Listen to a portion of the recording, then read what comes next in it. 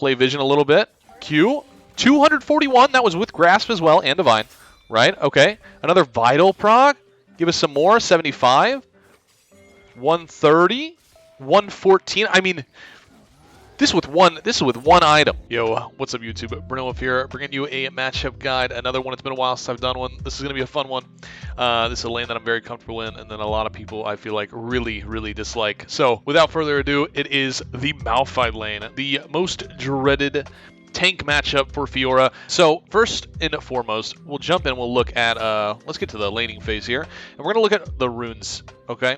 So this is probably one of the only lanes where I definitely recommend Grasp. So, we're going Grasp, we're going Demolish, we're going Conditioning, Overgrowth, Tenacity, and Presence of Mind. So, we're going to look at this. So, Grasp obviously is going to give us heals, it's going to give us damage, it's going to pair very well with Divine, and typically in the games when you're going against Malphite, you're going to be taking Hullbreaker as well. So, I'm looking at a Divine, Ravenous Hydra, Hullbreaker build. Now, you'll notice in the early laning phase, I like to take a lot of trades. Basically, what Malphite does, he's got a lot of burst damage, and then the attack speed's slow, and a lot of people get confused with their attack speed, and they kind of start missing autos and stuff like that. But if you play very patient into the Malphite, and you look only to hit the vitals, so we Q in, we hit a vital, we get an auto attack reset, he slows our attack speed, well, we take that time to reposition for the next vital, and then we go ahead and hit that one while, you know, we're getting our damage out, we're getting our heals out, and he can't keep up with the healing, basically. And I think there's a really good moment in this game that will show that as well, that his damage just doesn't help. So you'll notice I get a level 2 advantage, I go for the slide parry. I'm trying to get a little cheater back here, or maybe get some vision or roam somewhere, or at least set myself up for a possible dive as well. Because diving Malphite at level 3 is really not that hard. You can use your parry into your EQ, auto attack cancels, and be able to flash out. So at this point, you know, we're getting him real low. We're really just taking the favorable trades. He doesn't trade very well in the early game either. Once he gets that base damage from his Q, once he gets the base damage from that and gets it leveled up, it does start to do a little bit of damage, which kind of sucks. But that's why you can't be patient. You can't be just hanging around and letting him throw his Q at you. You kind of have to go in and go for the trades, even if it feels uncomfortable. It's better for you to both be at half HP than for you to be at 3/4 of him to be at full, right? So as you notice, we set up the slow push. We go for a dive here, and this is huge, right? So regardless if one of us dies or something like that, he still misses out on the wave, the XP, and he has to use a summoner spell to get back to the lane, which gives us a big advantage. Demolish probably going to come in handy. See, we get the Demolish, and now we should be recalling here soon and going for, or actually, we're going to keep trading. So obviously the game, it's been a while since I played this and done a matchup, guys, so I haven't really seen it. Oh, I remember. Okay, and then we're going to get over the wall here. Easy peasy. I think we get chased, though. But we take a 1-for-1 trade. Really not the best thing. So now we're in a weird situation, right? Now he's got 2 kills. That kind of sucks, all right? And we get our Sheen. This is great. We'll take a refillable because that's going to help us stay alive as well. Refillable, Divine, huge HP. And kind of like the threat of us dying goes away pretty hard once we have our refillable in Sheen, because we can take really good trades. Now, obviously, if we were to die again, then make that type of mistake, then we're definitely screwed. So here we're really just looking at, we can take some trades if they seem favorable. We can be aggressive, but we definitely don't want to allow him to just throw Q at us over and over again. So every time he throws a Q, I want to use a combo like this. All right, perfect. But we're both half. He's low mana. So we can either go for more trades. We can let this shove back to us and try to set up a gank for our jungler, or just let it shove back and freeze and get full control. The only real threat we're looking at right now is when he hits, you know, level 6 and he has his ulti. Right now, the biggest goal is to get to Divine without dying again. We want to get to our Divine Sunderer without dying. And once we have Divine, you'll see some insane heals that we get, especially in a Malphite. Notice how we take the full trade. It is in a minion wave, so that's not great. But we did have Echo topside, so we're kind of baiting realistically. So he's going to get this kill here, and we are kind of just setting him up for it and taking the fight in the minion wave, which obviously that's like baiting 101, right? I mean, obviously, that is a very favorable trade for the enemy. When they see you trading in a giant wave like that, they want to go for it. They want to be aggressive. So you're able to sneak out a kill there, get a sneaky gank where they're not really expecting it. So here in this situation, we have a nice little gold advantage, right? We want to set this wave up for a freeze. We've got 2,000. He's got 2,000 as well. But if we allow him, if we stay here and try to like keep this wave or shove this wave, we're just going to die. Also, there was a support coming, a roam timer here too. Now, we want to get back and we want to have even gold standing with this guy when he hits level 6, because that's going to be a very volatile moment right there when you guys are both level 6, because that could be what changes the game if he ends up getting a kill on you at level 6. So, you know, we've got this small little gold advantage, but if we don't spend the gold, then we're not even in items, right? So we need to get out of here. And we can already see, you know, the value of Grasp in this lane as well. We're 6 minutes in. We've already gotten 10 procs off. We get, that's 50 permanent damage, or 50 permanent health, along with the healing and the damage that it does to champions. We're waiting on that 12-minute mark for our conditioning. We're getting our tenacity stacked up slowly but surely, which is going to slow down. His attack speed's slow. Also, tenacity just goes crazy this game because obviously they have Rammus, Ashe, Morgana, Zillion, Malphite. They've got it all. So definitely very viable, good option here. Because the thing is, we don't really need attack speed too much, especially when we're going Divine, because we're more going to be doing damage off poking, just using our Q and slowly bringing down his HP bar while keeping ours up. So at this point, now that we're level 6 and he is not, we can look for a crazy play, which we do.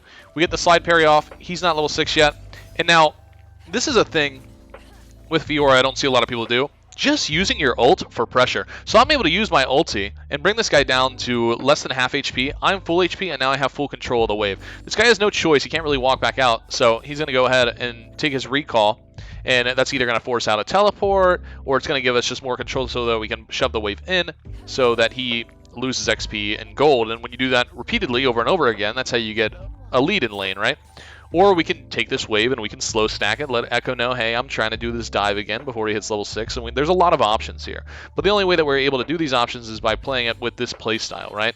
With the grass playstyle, we're taking the pokes on Q. We're keeping our HP up. We're not allowing him to just sit there and throw Qs at us. And we are taking advantage of the fact that we're going to do more damage if we just hit the vitals. So once again, we have the advantage. We go right in immediately. We take that nice little trade. Now notice, once again, he's half HP, I'm 3/4. Like, you just got to be aggressive into Malphite. You got to go for those vitals. You got to take the trades. Now, this is a little bit sketchy. This is, ideally, by the way, this is what I'm talking about when I'm talking about what I want to do this whole game. This is what I want to do in a Malphite. I'm not going to sit there and try and kill the Malphite over and over on repeat and try to go 10-0 against this guy. I have to be realistic. It's Malphite. It's going to be very difficult to do that. Maybe when I have 3 items and I have the damage to do so, sure. But what I really want to do in the Malphite is exactly what you're seeing right here. I want to take giant waves, slam them into the tower, and get my Demolish proc and get out. And this is how I'm going to build my lead. Slowly, but that's how I'm going to build my lead, right? So now I just got a plate. I was under no threat. I was able to walk onto the tower. I'm still taking those vital trades, those max range Qs to keep my HP up. Keep doing damage to him. More vitals. More vitals. We're slow, we're patient, we got the attack speed slow, but that's okay because we're only worried about the vitals. So we're taking these trades, we're not letting him sit in his minion wave and throw Qs at us over and over again, right? Not letting him do that. Not letting him do that. We have to punish him every time he does that. Going again. Nice. I mean, like, this is just a master class of just working this Malphite, right? Because he has no choice here, especially once we use the parry. He knows that he has some sort of small window of opportunity to go for a kill. We get the vitals, we walk in, we bait it out a little bit, so now he doesn't have ulti. So now we have a choice, let this come back to us, we can shove it. He's got to recall once again for like the 3rd time because he's just losing the trades over and over again, right? So we're going to try and shove this real quick, and we are sitting on, we're slowly building our gold lead right now. We're at 400, and it's just from playing the lane better. That's all it really is. Another Demolish proc for us. Boom. Get some more gold. Now we're up by 600 gold. So at this point, I don't think we have enough for Divine, but we're very close. So once we have Divine, you'll see how big of a difference that item is and how well Divine synergizes with Grasp. This is another situation where, you know, I could do this without my jungler here because he used ulti prior, but jungler does end up being here, which is great, so we end up getting the kill. But in that situation, when Malphite doesn't have ulti and you have that lead, if you want to just walk straight into him and ult him and just go for it, and you can also, like I said, use your ulti for pressure, get the heals back so that you're full health after you hit all 4 vitals. He's going to be about 3/4 HP. You might even be able to finish the kill. Who knows?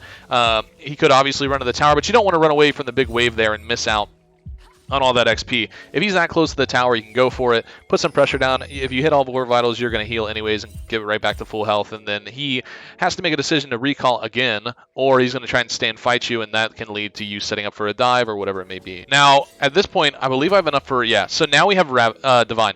This is when the whole game changes. This is when you just go for it. You're aggressive. It doesn't matter if you're low HP or whatever it may be.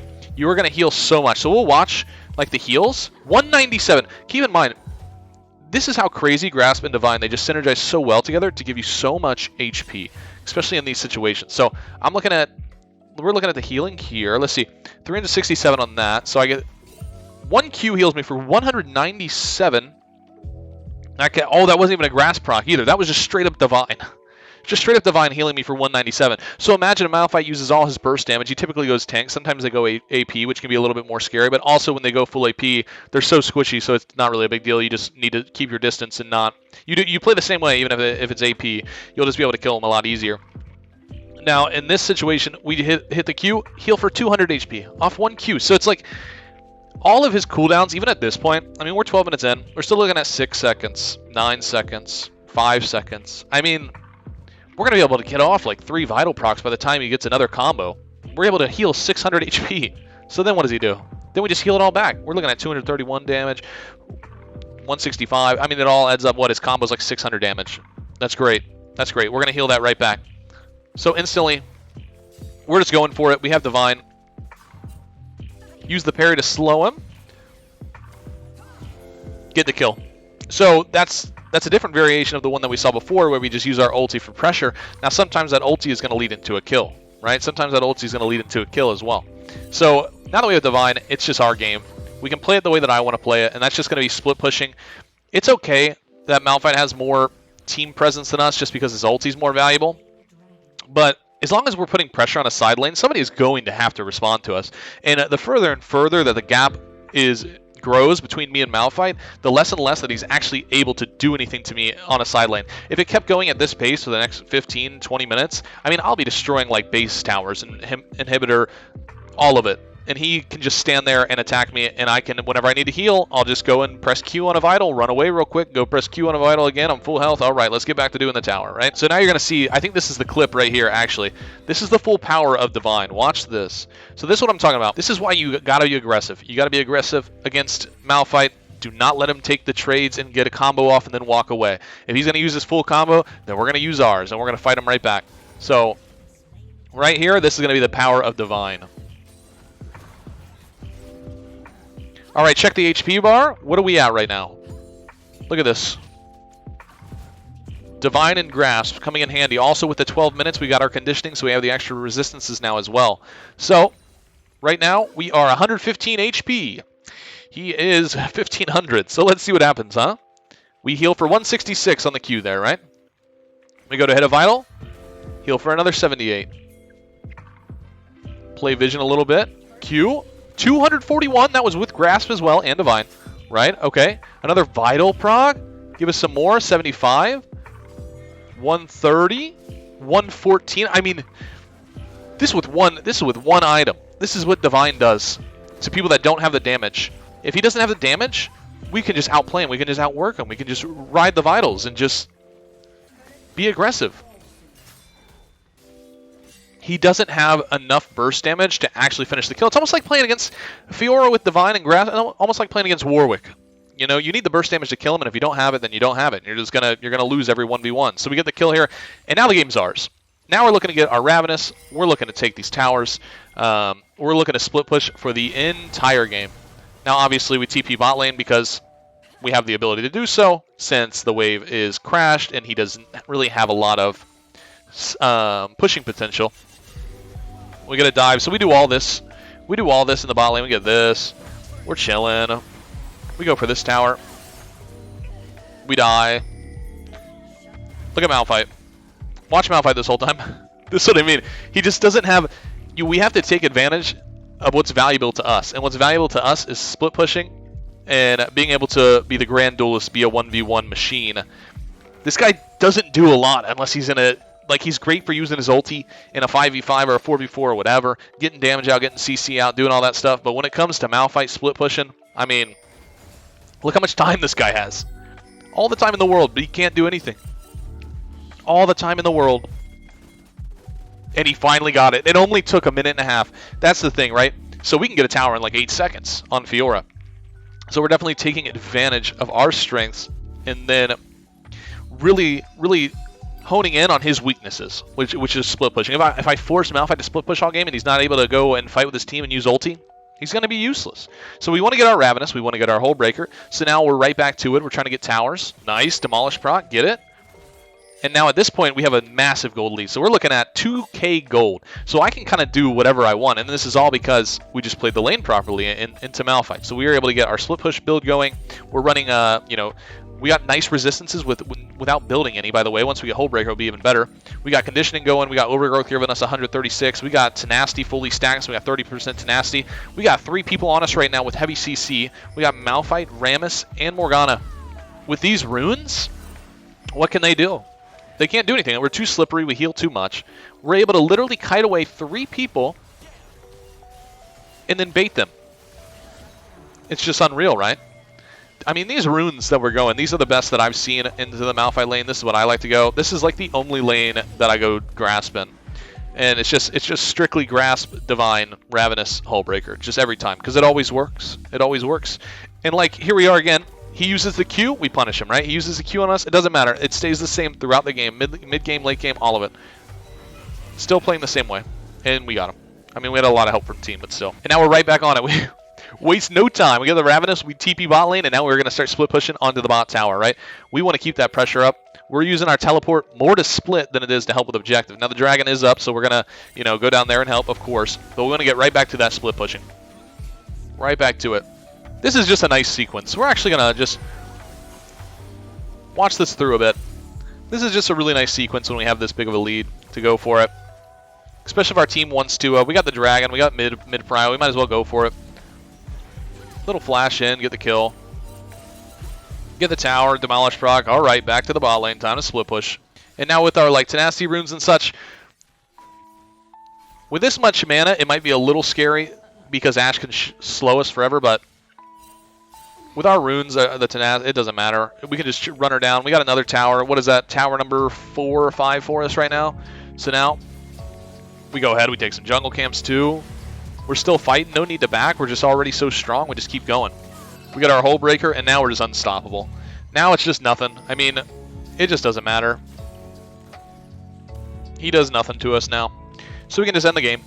I mean, we can literally just run it down, and it does not matter at this point. We'll get the tower. See what I mean? This is the playstyle we want to do. Massive, massive turret damage. He can't stop me. I can just walk it in.